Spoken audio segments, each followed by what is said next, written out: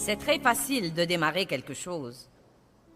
Mais tout le monde ne finit pas ce qu'il a démarré. En fait, je dirais que lorsqu'il s'agit des buts spirituels en particulier, les gens, dans leur immense majorité, ne finissent jamais ce qu'ils ont démarré. Nous démarrons un plan de prière et nous ne le finissons jamais. Nous démarrons un plan pour lire la Bible, nous ne le finissons jamais. Nous démarrons un bon livre chrétien et nous ne le finissons jamais. Combien de livres vous avez à la maison que vous avez commencé à lire et... Combien de livres de Joyce Meyer vous avez commencé à lire et que vous n'avez jamais fini? Combien de fois vous avez acheté une série de CD ou de DVD et vous avez bien l'intention de les écouter?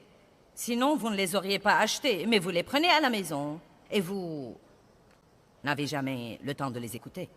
Tant de gens ont un rêve spirituel ou une vision pour leur vie, et pourtant très peu finissent en réalité.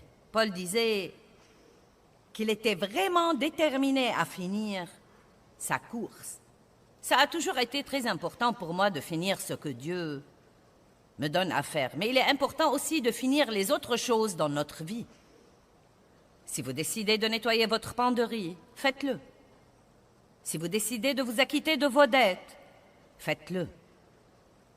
Si Dieu vous parle de votre santé et que vous savez que vous avez de mauvaises habitudes de santé, vous vous couchez trop tard et vous décidez de vous coucher plus tôt, faites-le. Si vous décidez de changer vos habitudes alimentaires, vous devez perdre du poids ou vous devez être plus sain, faites-le. Nous aimons les solutions miracles. Nous aimons la satisfaction instantanée. Mais ce n'est vraiment pas comme ça que Dieu travaille dans nos vies. Nous semons et ensuite nous moissonnons. Tant que la terre subsistera, semailles et moissons ne cesseront jamais. Mais je crois que nous devons lire ça un peu différemment. Tant que la terre subsistera, il y aura semailles, un temps,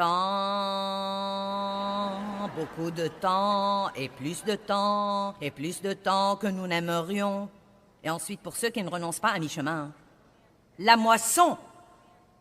Alléluia! Mais en réalité, l'apôtre Paul parle de la même chose dont nous allons parler. Pourquoi est-ce que je fais les choses que je fais? Romains 7 à partir du verset 15. Il dit, mais je ne comprends pas mes propres actions. Je suis perplexe, déconcerté. Je ne pratique pas et n'accomplis pas ce que je veux, mais je fais la chose même que je déteste, la chose même que mon instinct moral condamne.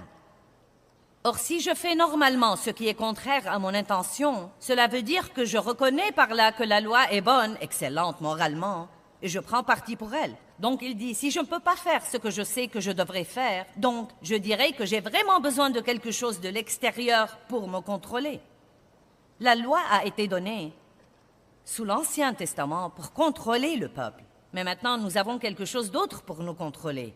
Le Saint-Esprit qui vit en nous et nous fait savoir à tout moment ce que Dieu approuve et ce qu'il condamne. Cependant, ce n'est plus moi qui fais l'acte, mais le péché, le principe, qui habite en moi et qui me possède. Il y a environ 20 ans, j'ai essayé de lire ça et je m'y suis perdue. J'ai pensé, si ce n'est pas toi qui le fais dans ce cas? Car je sais qu'en moi le bien n'habite pas, c'est-à-dire dans ma chair. Vouloir le bien est à ma portée, mais je ne peux pas le faire. J'ai l'intention et la forte envie de faire ce qu'il faut, mais pas de puissance pour le réaliser. La raison en est que nous essayons de faire les choses nous-mêmes sans compter sur Dieu. Et maintenant, écoutez ce qu'il dit. « Car je ne fais pas le bien que je veux et je fais toujours le mal que je ne veux pas. » Maintenant, si je fais ce que je ne veux pas faire, ce n'est plus moi qui le fais, ce n'est pas moi-même qui agis, mais le péché, le principe, qui habite en moi, attaché et opérant dans mon âme. Je trouve donc en moi cette loi. Quand je veux faire le bien, le mal est attaché à moi et il est présent à côté de moi et je ne peux pas résister à ses demandes insistantes. Eh bien, vous devez lire ça probablement 5000 fois et faire que plusieurs personnes vous l'enseignent avant que vous ne le compreniez finalement. Mais le fin mot de l'histoire, c'est que soit Paul se rend compte de ça, soit qu'il commence à enseigner aux Romains et peut-être un peu des deux. Mais il disait, je vois deux choses en train de travailler en moi. Dans mon fort intérieur, j'ai ce désir de faire ce qu'il faut. Il y a une chose morale à l'intérieur de moi qui veut toujours faire ce qu'il faut. Et il n'y a pas une seule personne qui, par exemple... Non mais, vous voulez finir ce que vous avez démarré, n'est-ce pas? Vous ne démarrez pas quelque chose en pensant « Je ne veux pas finir ça, mais je vais le démarrer de toute façon. » Pour que je puisse échouer. Et haha, ça va être drôle, n'est-ce pas? Vous savez, non mais ce n'est pas pourquoi nous démarrons les choses. Nous démarrons les choses parce que nous avons vraiment l'intention de les finir et de nous sentir bien pour avoir atteint un but. Mais nous ne les finissons pas. Et ensuite, en fin de compte, nous sommes déçus par nous-mêmes et nous sommes découragés. Mon Dieu, je me souviens quand j'étais une jeune ménagère et que je ne comprenais rien de ces choses. Je ne me comprenais pas. Et j'étais toujours une personne qui voulait tout faire. Non mais je me levais le matin et je commençais à faire les lits. Et ensuite je me disais, je devrais charger le lave-vaisselle et le démarrer. Je courais donc à la cuisine, je chargeais le lave-vaisselle. Et avant de finir de faire ça, pendant que les tiroirs et la porte étaient toujours ouvertes, je me disais, je dois courir en bas et sortir la viande. Sortir la viande du congélateur pour le dîner. Je laissais donc le lave-vaisselle ouvert. Je courais en bas et je sortais la viande du congélateur. Et le téléphone sonnait et quelqu'un veut que je le prenne quelque part et j'allais le prendre. Vous savez... Non, mais à la fin de la journée, j'étais un gâchis absolu et rien n'était fait. Et la maison était une épave. Et quelqu'un me disait, qu'as-tu fait toute la journée? Que veux-tu dire par là? Qu'as-tu fait toute la journée? Eh bien, j'ai démarré 20 choses et je n'ai rien fini. Et ensuite, j'avais l'impression d'être une ratée. Paul disait, j'ai quelque chose de bien à l'intérieur de moi, mais j'ai cette autre chose... dans ma chair qui combat contre toutes les bonnes choses. Et Paul parlait en fait de la chose même dont je veux vous parler, c'est-à-dire la différence entre votre chair et votre esprit.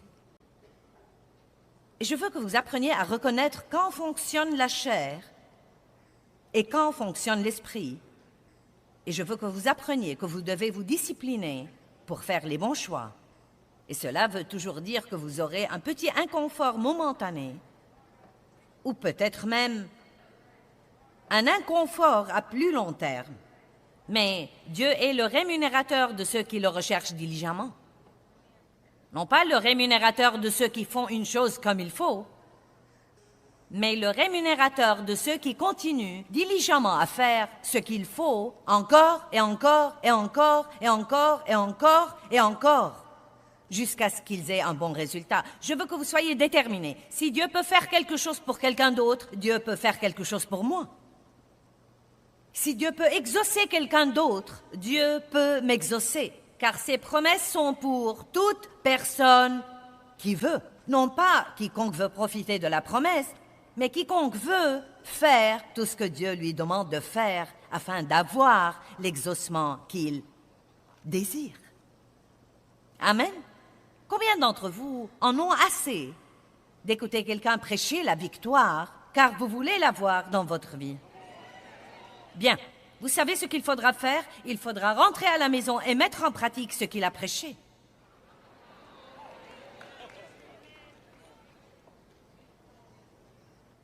Je ne peux pas l'exprimer d'une façon plus simple. Je me rappelle une femme qui est venue à une conférence que j'avais faite et qui avait eu beaucoup de problèmes dans sa vie. Une partie des problèmes étaient les abus sexuels. C'était une conférence où nous servions des repas et elle s'est mise à table avec plusieurs autres femmes. Et elles ont beaucoup parlé. J'ai beaucoup prêché. Et vers la fin du week-end, la femme s'est approchée de moi et elle m'a dit, j'ai appris une grande leçon ce week-end. Elle m'a dit, quand nous nous sommes mis à table et que nous avons parlé, elle a dit, je ne savais pas pourquoi Dieu ne m'a pas libérée. Je ne comprenais pas pourquoi il ne m'a pas libérée. Et elle a dit, je me suis rendu compte ce week-end que tout ce que Dieu avait dit de faire à toutes ces autres femmes, il m'avait dit de le faire aussi. La seule différence était qu'elles l'ont fait et je ne l'ai pas fait. Donc elles étaient libres et moi pas. Avez-vous une idée de la vitesse dont les gens expérimenteront la liberté s'ils font simplement ce que Dieu leur demande de faire? Mais s'il nous demande de faire quelque chose de difficile, nous cherchons toujours la facilité. Maintenant, pourquoi les gens font des trucs stupides dans l'espoir d'obtenir un résultat différent? Combien d'entre vous ont été autour de la même montagne encore et encore et encore? Et vous devez sûrement déjà savoir que vous n'aurez pas un résultat différent. Ah, combien de jours j'ai perdu dans les premières années de mon mariage à être furieuse contre mon mari. Il m'a fallu plusieurs années pour comprendre que ça ne le changeait pas du tout. Ça ne le rendait même pas malheureux. Il allait s'amuser et j'étais triste et malheureuse. La Bible dit « N'allez pas vous coucher fâchés, que le soleil ne se couche pas sur votre colère. » Et pourtant, maintes et maintes fois, j'allais me coucher fâchée. Je savais ce que disait la Bible, mais je ne contrôlais pas mes émotions. Je n'étais pas prête à ravaler ma fierté et faire les choses à la façon de Dieu. Et je n'obtenais qu'une nuit d'insomnie, pendant que Dave passait une bonne nuit et avait de beaux rêves. Finalement, je suis devenue assez intelligente pour me dire « C'est carrément stupide. Pourquoi ne pas faire les choses à la façon de Dieu et voir si ça marchera ?» Donc, certains d'entre vous avez quelques aspects dans votre vie qu'il va falloir consacrer ce week-end. C'est plus facile de dire que vous le ferez ici qu'il n'est de rentrer chez vous et le faire. Mais je prie et j'espère vous enseigner avant la fin du week-end que la récompense de Dieu vaut tout. Elle vaut n'importe quel prix que vous devez payer pour avoir la paix, pour avoir la justice, pour avoir la joie, pour avoir la satisfaction de savoir que vous avez fini ce que Dieu vous a donné à faire, pour avoir le respect de soi et vous sentir bien et ne pas être contrôlé par les choses. Il n'y a rien de mieux que ça. Quelqu'un peut dire Amen? Ma fille qui est avec nous ce week-end a perdu 25 kilos pendant les 9 derniers mois. Et je suis tellement fière d'elle. Et en fait, Dieu m'a permis de l'encourager en cours de route. Et elle avait un but quand elle a commencé. Elle voulait porter mes habits. Et maintenant, nous faisons exactement la même taille. Eh bien, 9 mois de travail dur. Et je sais que vous voulez tous savoir, qu'a-t-elle fait, qu'a-t-elle fait, qu'a-t-elle fait? Vous savez quoi? Je ne vais pas vous le dire.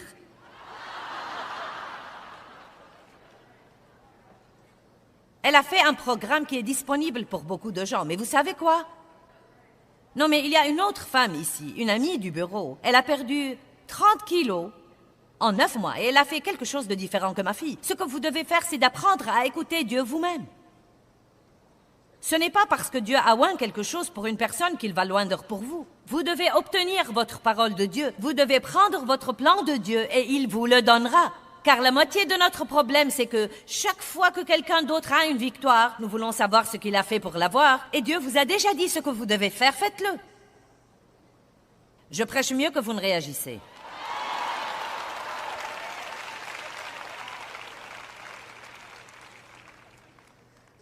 C'est facile de vous engager dimanche soir quand vous êtes rassasié. Le problème vient mardi matin quand vous avez si faim que vous croyez que vous ne pouvez plus supporter.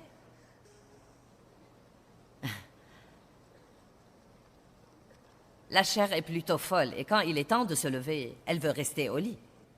Quand il est temps d'aller se coucher, elle veut veiller. Quand est-ce que vous allez apprendre que la coopération avec l'ennemi essaye de vous tuer? Votre chair, c'est votre corps et votre âme. Votre âme et votre pensée, votre volonté, vos émotions et votre bouche expriment tout ça. Votre âme vous dit ce que vous voulez, ce que vous pensez et ce que vous ressentez. Elle ne vous dit rien sur Dieu. Votre chair ne vous dit rien sur Dieu. Elle vous dit ce que vous voulez, ce que vous pensez, ce que vous ressentez. Et votre bouche est très prête à dire à tout le monde « Je veux, je pense, je ressens. Je veux, je pense, je ressens. Je veux, je pense, je ressens. Je pense, je veux, je veux, je veux, je veux. » Et ça s'appelle la vie dans le désert. C'est pourquoi les Israélites ont passé 40 ans à faire un voyage de 11 jours. Ce voyage dans le désert représente vivre dans l'âme. Eh bien, c'est l'étape enfantine du christianisme. Il y a 3 étapes dans le christianisme. L'étape enfantine, l'étape de transition, qui signifie qu'il y a un changement dans votre vie selon lequel vous ne servez plus Dieu pour qu'il fasse quelque chose pour vous, mais vous faites un changement radical. Et maintenant, vous venez à Dieu et vous lui dites « Dieu, que puis-je faire pour toi?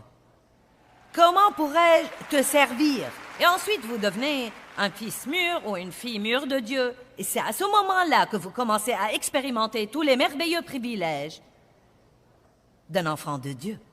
Tant que vous êtes dans la zone du désert, Dieu va répondre à vos besoins.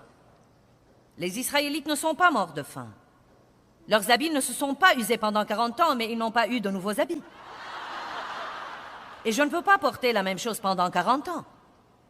J'aime faire des courses. Combien d'entre vous comprennent ma vision ce soir? Amen. Donc, nous devons grandir. Et je crois que c'est extrêmement important. Et ce n'est pas quelque chose que quelqu'un peut faire à votre place. La chair est une joueuse.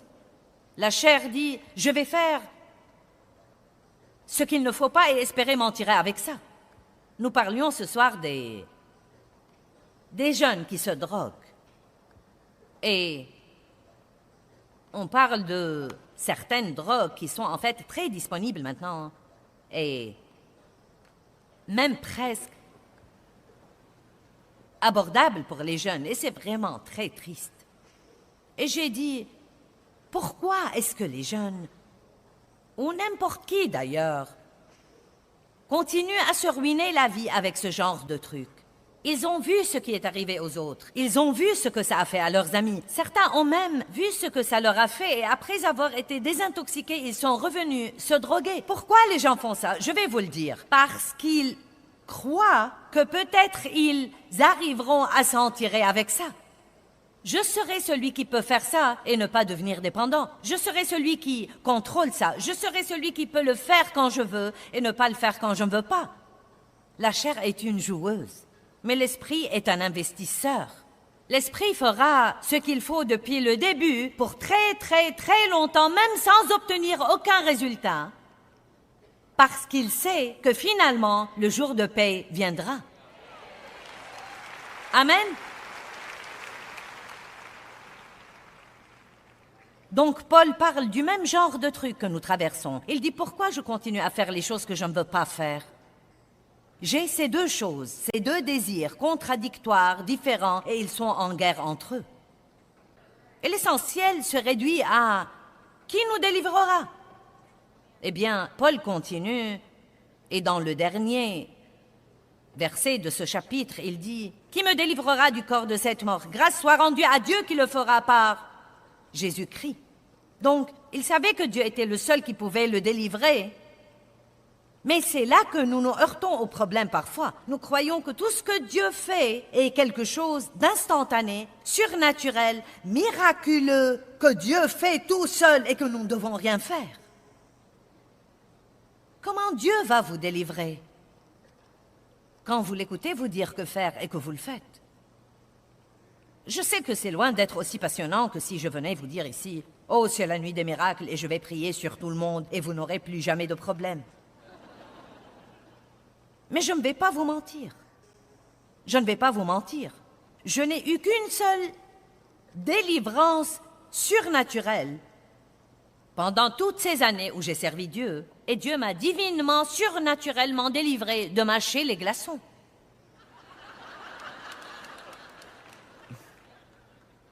J'avais l'habitude épouvantable de croquer les glaçons tout le temps. Non, mais je les mangeais en hiver et je gelais. Et quand j'ai commencé à prêcher et à rencontrer des gens, nous serions dehors avec des ministres et je croquais. Et Dave m'a dit, Joyce, tu devrais faire quelque chose là-dessus. Et j'ai essayé d'arrêter et je n'ai pas pu arrêter. Et j'ai prié et tout d'un coup, j'ai arrêté à tout jamais. Donc je suis contente d'avoir eu cette délivrance. Sinon, je n'aurais même pas su ce que ça me ferait. Car Dieu me délivre normalement comme ça. Voilà ce que je veux que tu fasses. Je te donnerai la grâce de le faire si tu prends ma main et si tu ne regardes pas en arrière. Ça ne va pas être toujours facile, ça ne va pas être toujours rapide. Mais je te promets la délivrance si tu m'obéis. Et ensuite, je devais m'armer de patience et m'armer de patience. Dieu a souverainement délivré Dave des cigarettes, pas moi. J'ai dû souffrir. Et je crois qu'une des raisons pour lesquelles Dieu s'y prend comme ça avec moi est pour que je puisse comprendre et vous aider. Maintenant, nous croyons au miracle. Je sais que Dieu est le Dieu des miracles. Et je prendrai toujours un miracle si Dieu veut me le donner. Et j'espère que vous aurez un miracle. Mais si vous ne l'avez pas, je veux que vous sachiez quoi faire pour avoir toujours le même genre d'exaucement que quelqu'un d'autre. Et je veux vous révéler un petit secret. Les miracles ne vous mûrissent pas.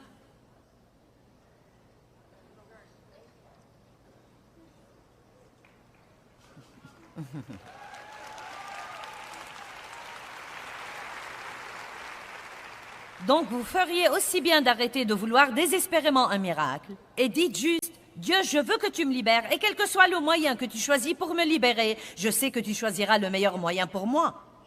Je ne comprenais pas pourquoi tous ces gens avaient tous ces miracles et moi j'étais comme, non mais je devais en toute chose faire tous les efforts imaginables. Oh mon Dieu,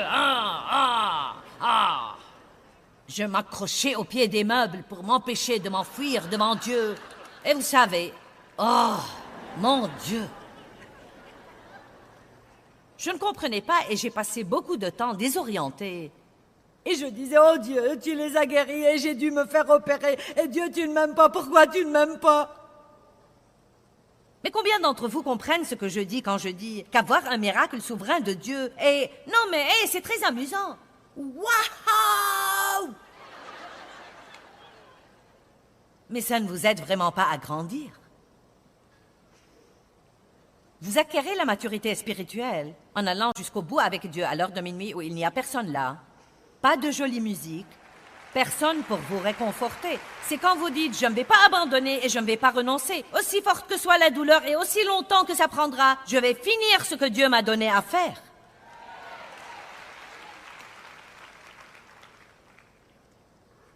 Amen. Romains 8, verset 4.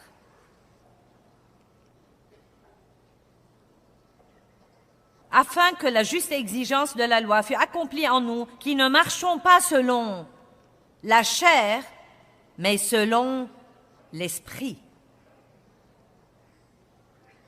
Eh bien, pourquoi tu as agi comme ça? Eh bien, parce que vous marchiez selon la chair.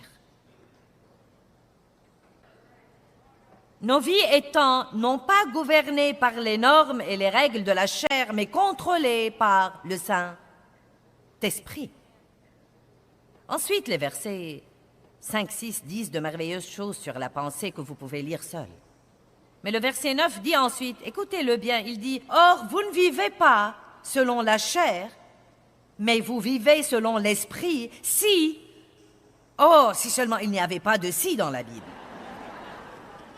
C'est les si et les mais qui causent beaucoup de problèmes. Vous ne vivez pas selon l'esprit si vous n'êtes pas contrôlé, mené et guidé par l'esprit. Nous croyons spirituels si notre Bible est surlignée en 3 ou 4 couleurs différentes.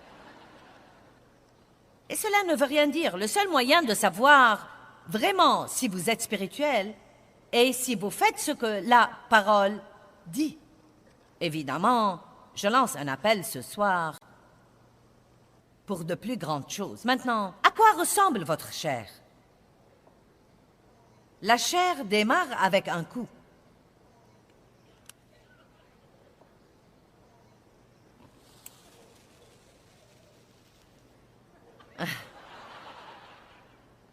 Quand j'étais en train d'étudier, c'est ce que Dieu m'a mis sur le cœur, et seulement les cierges magiques du 4 juillet. Montre aux gens comment est la chair.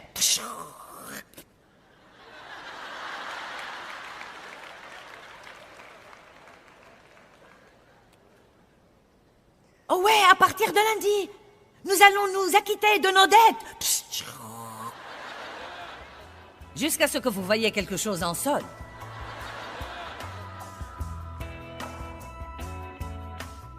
Eh bien, l'apôtre Paul lui-même a écrit dans Romains chapitre 7, « Je ne comprends pas les choses que je fais. » Et nous ressentons tous la même chose parfois.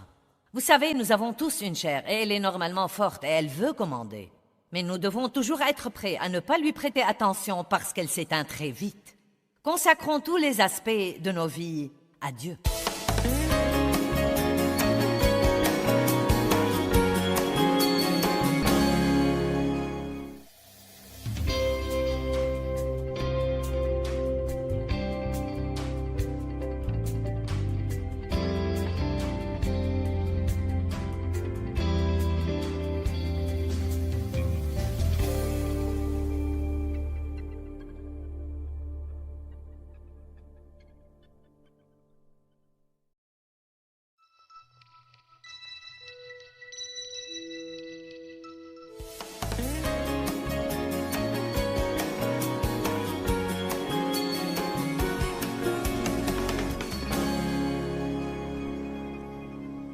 Vous devez vous décider de consacrer tous les aspects de votre vie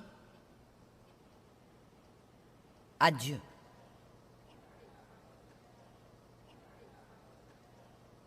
Votre bouche, vos pensées, vos oreilles, même ce que vous êtes disposé à écouter, vos yeux, ce que vous êtes disposé à regarder, vos distractions, votre vie sociale, vos amitiés, votre façon de vous habiller, votre appétit, vos finances. Nous avons besoin d'un retour à la sainteté. Et la vraie sainteté n'est pas le légalisme. Elle ne veut pas dire que vous ne pouvez rien faire et que vous ne pouvez pas vous amuser. Nous avons beaucoup de liberté en Christ. Une merveilleuse, belle liberté. Paul dit « Toutes choses me sont permises, mais toutes choses ne sont pas les meilleures choses à faire pour moi. » Dieu nous a donné la liberté du choix. Et il y a beaucoup de choses que vous pouvez faire et elles ne vous enverront pas en enfer, mais elles vous empêcheront d'avoir une vie victorieuse sur terre. Vous m'avez entendu? Je vais répéter. Il y a beaucoup de choses que vous pouvez faire et qui ne vous enverront pas en enfer, mais elles nuiront à votre témoignage. Elles peuvent vous rendre inefficaces pour Dieu, car nous devrions être des vaisseaux utiles à l'usage du Maître. Et nous devons être oints par Dieu pour travailler pour Dieu. Et Dieu ne met pas son onction sur la chair. L'huile d'onction n'était jamais mise sur la chair. La consécration est un mot très facile à dire. Je pourrais m'arrêter tout de suite et faire un service de consécration. Et je pourrais avoir des gens brailler et hurler sur cet autel. Et nous pourrions imposer les mains sur les gens qui n'ont plus de cheveux et coucher tout le monde sur le plancher. Vous pourriez rentrer à la maison en pensant « La gloire était là ». Je vais vous dire où je veux voir la gloire. Je veux la voir dans vos maisons. Je veux la voir quand vous mettez ça à exécution. Amen. Certains d'entre vous savent très bien en ce moment les choses spécifiques qui vous entravent et qui déplaisent à Dieu. Dieu s'est occupé de vous là-dessus. Tout ce qu'il fait en ce moment, c'est de m'envoyer à vous comme une autre confirmation. Non pas que vous n'en ayez pas eu d'autres. Mais me voilà devant vous maintenant comme une autre confirmation pour vous. Nous avons des connaissances bien au-delà de notre niveau d'obéissance. Combien de fois faudra-t-il écouter « Pardonnez à vos ennemis » avant de l'appliquer?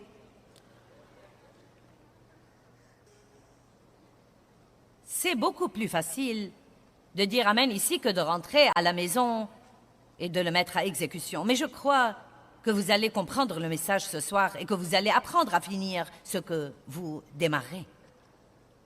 Il y a des exemples merveilleux dans la Bible. Tout d'abord, dans Hébreux chapitre 6, versets 10 et 11,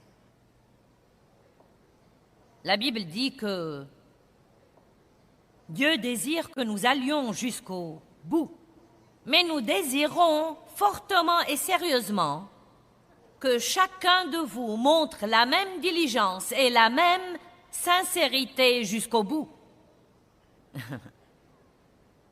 Vous voyez, nous commençons, mais à mi-chemin, nous abandonnons.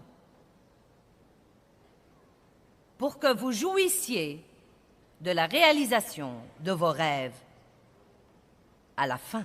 Une femme est venue à l'hôtel une fois et elle m'a demandé de prier pour elle, pour qu'elle perde du poids. Et à l'instant où je l'ai touchée, j'ai eu une vision d'elle. Et vous savez, je l'ai vue prendre une décision et commencer avec détermination. Puis après, elle a changé d'avis. Puis elle est revenue pour qu'on prie pour elle. Puis elle s'est emballée et elle a recommencé de nouveau. Puis elle a abandonné, puis elle est revenue pour une nouvelle prière quelque part. Et elle a passé des années comme ça. Allez, je parle à quelqu'un. J'ai dit je parle à quelqu'un. Vous voyez, c'est là que ça devient plutôt difficile. Et c'est quelque chose que vous devez faire pour que...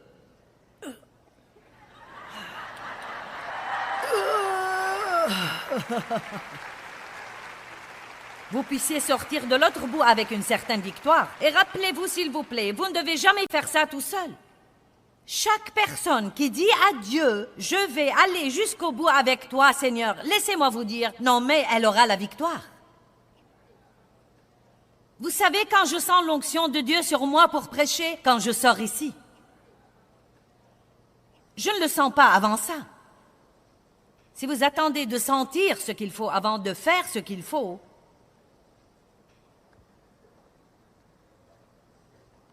ça ne marche pas comme ça. Vous savez, la Bible est pleine de gens qui sont allés jusqu'au bout avec Dieu. Il y a quelques-uns dont la Bible parle, puis quelque chose arrive et ils s'éteignent et vous n'entendez plus jamais parler d'eux désormais. Mais Anne, par exemple, était une femme stérile et elle a prié et prié et prié Dieu de lui donner un enfant.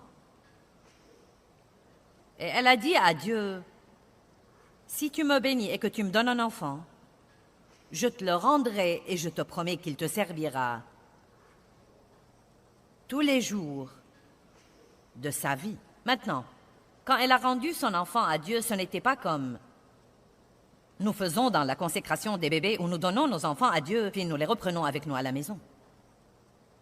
Non, mais quand elle a décidé de le donner à Dieu, cela voulait dire quand elle l'a sevré, elle a dû le prendre au temple et c'est là où il devait vivre pour le reste de sa vie, dans le service sacerdotal. Et c'est beau, si vous le lisez, comment elle a attendu jusqu'à ce qu'elle l'ait sevré. Ensuite, le jour où elle était censée le prendre, elle est allée et elle a parlé au prophète et elle a dit « Je suis la femme qui se tenait ici, près de cet autel, et priez Dieu de lui donner cet enfant. Et comme j'ai promis à Dieu, je suis maintenant venue le lui rendre. » Si seulement les gens gardaient leurs promesses, si seulement ils tenaient parole. Nous avons besoin d'intégrité dans notre monde aujourd'hui. Nous avons besoin de gens qui disent ce qu'ils vont faire et qui feront ce qu'ils ont dit. Et cela manque tellement dans notre société aujourd'hui. Laissez-moi vous dire quelque chose. Les pécheurs ne vont pas changer. Si quelqu'un va faire des étincelles dans ce monde, ce devrait être nous. Nous devons aller dans le monde et être des lumières brillantes, des étoiles et des phares brillants dans un monde obscur. Nous devons aller de l'avant et tous ceux qui se font appeler chrétiens devraient commencer à vivre cette vie dans la société et faire une différence. Les gens ne prêtent pas tellement attention à ce que nous disons, mais ils prêtent vraiment attention à ce que nous faisons. Regardons Actes chapitre 5.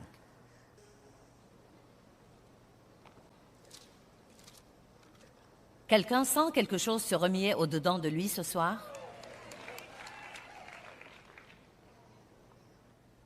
En fait, je vais reculer vers Actes chapitre 4, les 2 derniers versets. Eh bien, il dit « Joseph Lévite est originaire de Chypre. » Ce qui est intéressant, c'est que nous avons maintenant un bureau à Chypre. Eh bien, en fait, nous émettons au Moyen-Orient de cette région. Donc, Joseph Lévite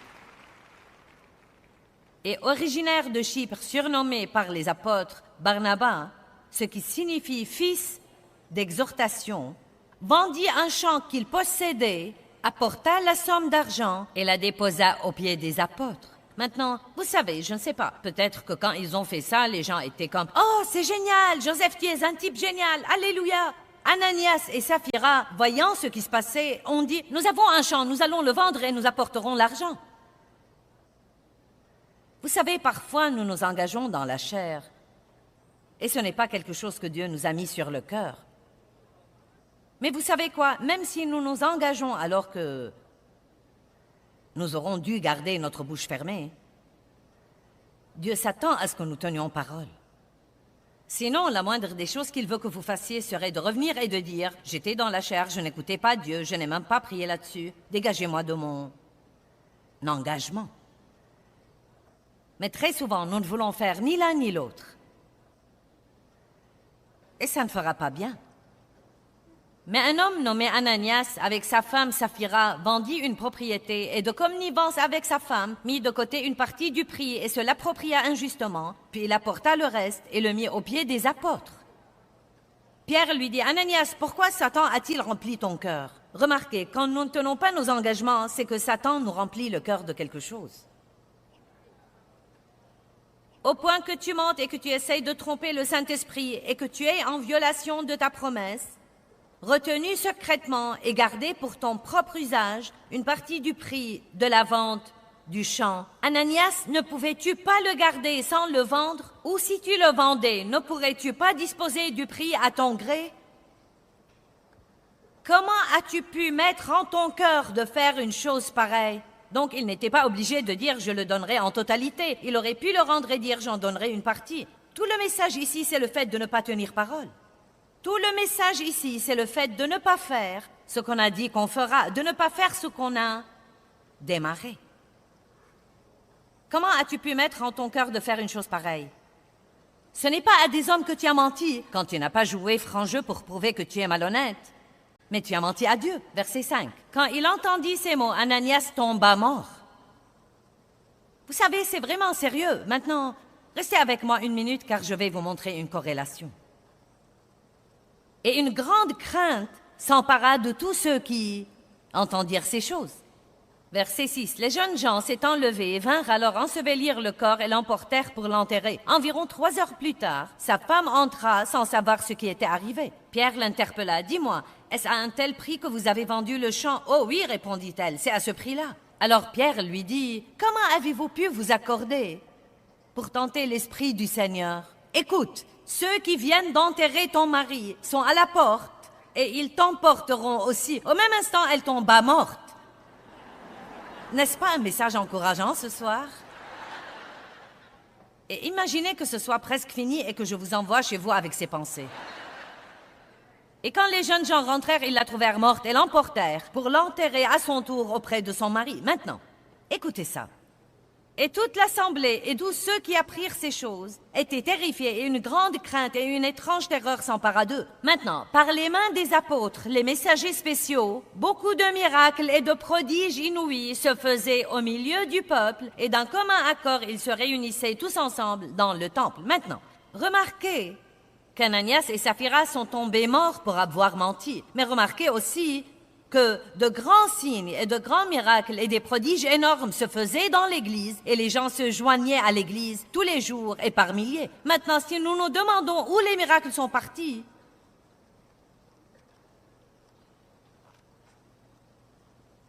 allez, vous êtes tous plus intelligents que ça. Peut-être que nous devons avoir un grand retour à la sainteté et avoir un peu plus de crainte révérentielle.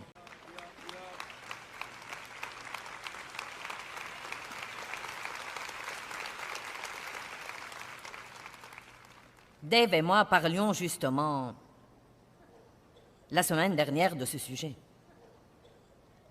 Et nous sentons beaucoup tous les deux qu'il y a un peu trop de relâchement dans l'Église. Dieu est notre copain et il est notre ami.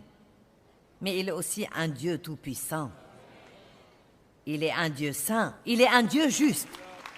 Un Dieu de justice. Et nous ne devrions jamais avoir une mauvaise crainte de Dieu, mais nous devrions savoir que Dieu ne plaisante pas. Et je vous dis qu'il n'y a pas de mal à avoir une crainte juste, révérentielle de Dieu. Et quand nous l'aurons, les choses changeront. Même certains des comportements sévères que nous avons. Et vous savez, croyez-moi, je n'essaye de blesser personne ni d'embarrasser personne. Non, mais même à la fin d'une réunion, quand le prédicateur essaye de faire un appel d'autel pour que les gens donnent leur vie au Seigneur, la seule chose dont 20% des gens se soucient, c'est d'essayer de sortir du bâtiment pour pouvoir sortir leur voiture du parking et aller s'acheter un hamburger.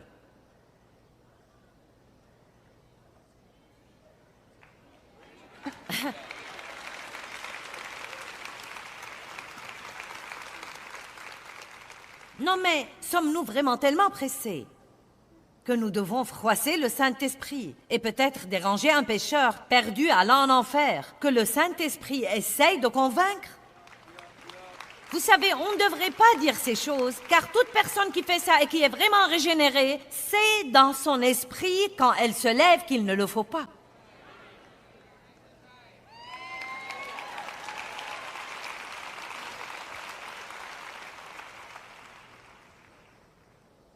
Vous savez, Joseph était un homme consacré et il n'a pas perdu sa consécration au milieu de toutes sortes de tribulations. Et il a fini par être second en pouvoir dans toute la nation d'Égypte. Écoutez, le jour de paye viendra. Le jour de paye viendra. Et quand le jour de paye de Dieu vient... Ouh! Esther avait son plan. Elle était une jeune fille, et je ne sais pas quel était son plan, mais ce n'était sûrement pas d'aller faire partie d'un harem dans le palais du roi. On lui a demandé de mettre sa vie en jeu, et parce qu'elle s'est consacrée, elle a sauvé toute une nation. Vous n'avez aucune idée de ce que Dieu pourrait faire de vous. Maintenant, dans le peu de temps qui me reste, je veux vous parler d'un domaine de consécration que je trouve important pour nous tous. Et c'est de consacrer notre réputation à Dieu. Notre réputation est ce que les autres pensent de nous. C'est leur opinion. Et nous nous soucions trop de ce que pensent les gens. C'est presque comme une maladie dans notre société. Et tout le monde veut que les gens les aiment. Mais je peux vous dire tout de suite, tout le monde ne va pas vous aimer. Quoi que vous fassiez. Tout le monde ne va pas aimer votre nouvelle coupe, tout le monde ne va pas aimer vos nouveaux habits ou votre voiture. Ils ne vont pas aimer votre personnalité. Non, mais tout le monde ne va pas vous aimer. Dieu merci, beaucoup de gens vont vous aimer, mais pas tout le monde. Et vous devrez apprendre à expérimenter le rejet dans votre vie et encore vous en débarrasser et continuer à marcher avec Dieu. Je lis en ce moment un livre de A.W. Tozer qu'il a sûrement écrit il y a assez longtemps. Donc, ils avaient le même problème à l'Église à l'époque. Et il dit, ce que nous avons à l'Église maintenant, c'est la respectabilité mortelle. Et pourtant, au milieu de cela, les chrétiens ne sont généralement pas respectés du monde. Et nous devrions l'être, même s'ils ne nous aiment pas ou ne veulent pas être comme nous. Ils devraient nous respecter. Et le seul moyen pour qu'ils nous respectent est que nous vivions la vie à laquelle nous disons que nous croyons.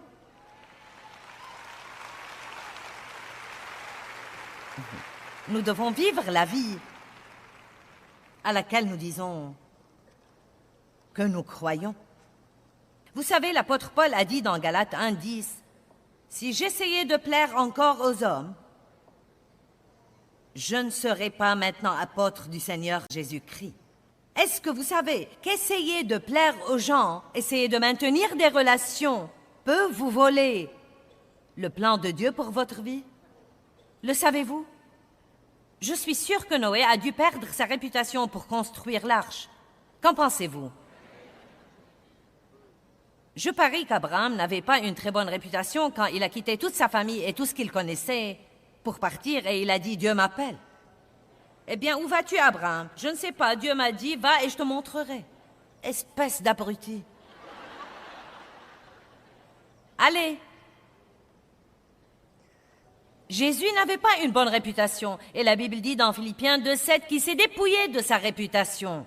Il en a fini de sa réputation pour commencer. Ses frères pensaient qu'il était fou.